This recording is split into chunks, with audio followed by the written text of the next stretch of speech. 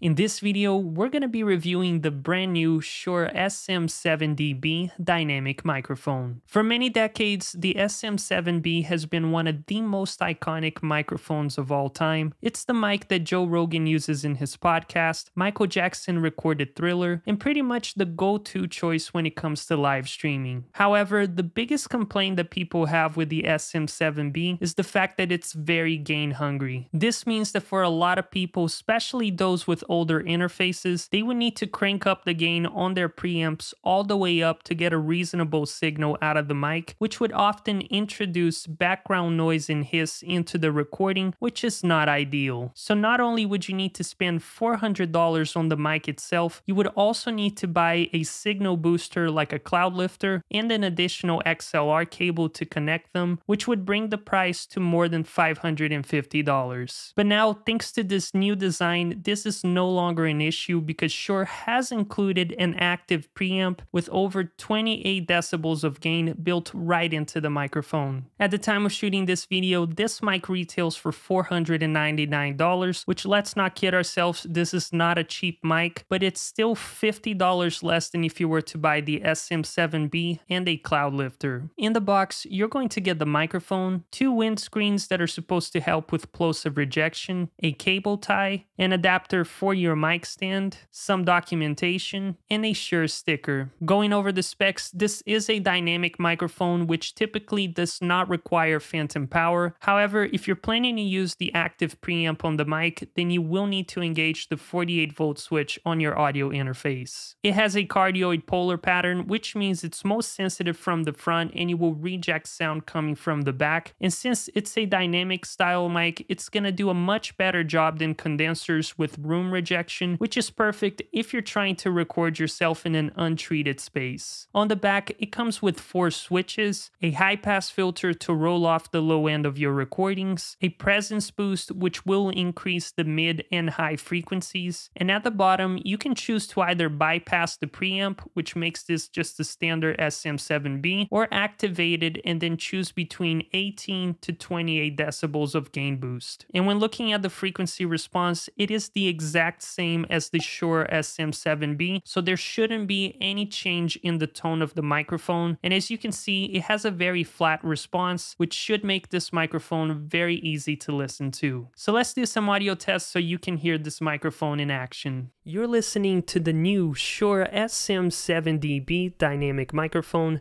being connected straight into my Apollo Twin without any post-processing. I have bypassed the built-in preamp that comes with this microphone, so all you're hearing is the gain from the Apollo.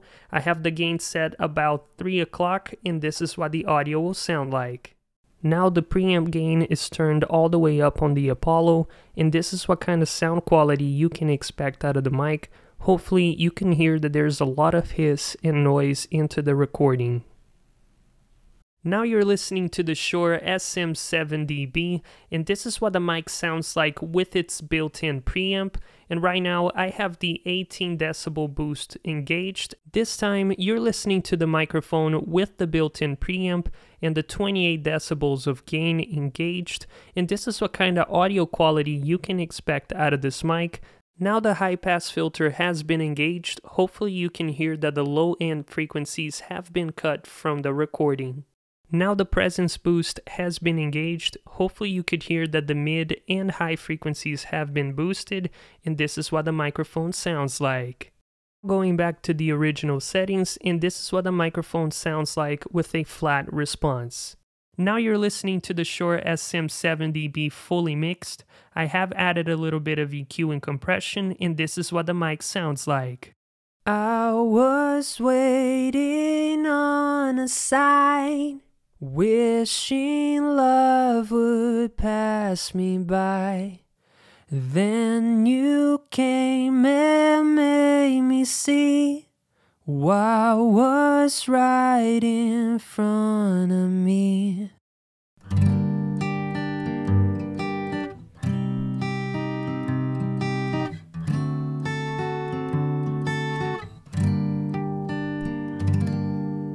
So what are my overall thoughts and who would I recommend this mic to? Before I share them with you, if you're getting value out of this video, don't forget to leave a like and subscribe to the channel. Starting with the pros is the sound. If you're looking for a mic with the SM7B type of sound, this is definitely it. And even though I don't have the previous design to compare this to, I've watched countless reviews here on YouTube from other creators, and I do have to say there's absolutely no change in the tone of the microphone. And after testing it out for myself, I finally understand why so many people gravitate towards this mic. Due to its flat response, it's very easy to listen to over long periods of time, which is perfect if you're doing a podcast or live stream. And I do find that after adding a bit of EQ and compression, this mic really comes alive, which is perfect for music production. So if you're a musician trying to record yourself in an untreated room and you just need to get more isolation into your recordings, this will be perfect. And even though you can use this microphone to mic other audio sources like the acoustic guitar, I don't think it's best suited for that. In my humble opinion, this mic really shines for vocal applications. In regards to the actual settings, I did prefer the flat response on the mic because when I engaged the high pass filter, it just sounded thin. When I engaged the presence boost, it just sounded a bit harsh. So for me, the flat response was the clear winner. The second and most obvious pro, of course, is the built-in preamp. I think that Shure really listened to their customers, and not only did they fix the gain issue, they also try to save people money. And this is a bold statement, but I do predict that moving forward, most people are gonna opt for this microphone instead of the SM7B, simply because it comes with the built-in preamp. And most importantly, even when I engaged the preamp, I did not notice any change in the tone of the microphone, which to me is definitely a plus. But now let's talk about the cons. Out of all the mics that I've tested here on this channel, I do have to say that this mic had the most noise in the signal. So if you're looking to upgrade from something like the Rode NT1, you will definitely hear a difference, which is worth mentioning. For that reason, I cannot recommend this microphone for voiceover work. So if that's you, I would much rather invest in acoustic treatment and then buy a large diaphragm condenser like the Rode NT1 or even a shotgun mic. This way, you're gonna be able to pick up every single detail out of your voice without having that hiss in the recording. But of course, that is just my humble opinion. Let me know in the comments if you agree or disagree. The second con is not really a con, but more up to personal preference. With this new design, the Shure logo is definitely present on the side of the microphone. So if you're planning to be on camera, it is something worth mentioning. Something else that I want to bring up that I heard from another YouTube creator is that nowadays, the latest interfaces like the Rodecaster Pro 2, the Lewitt Connect 6, or even the latest generation of the Focusrite Scarlett series have plenty of gain to power the ordinary SM7B. So before buying this mic, I would highly encourage you to do some research and find out if your interface can power it, because if that's the case, then spending the extra $100 would not be worth it. And I think that this goes without saying, but if you already own an SM7B, I don't think it's worth upgrading either. But overall, I love the sound of this microphone. It's very smooth and easy to listen to, and once you add a bit of EQ and compression, the mic really comes alive. With that being said, I would 100% recommend this mic for musicians, podcasters, and live streamers. If you want to buy the mic, the link is down in the description below. And if you want to find out all of my top microphone recommendations, then make sure to click on this video.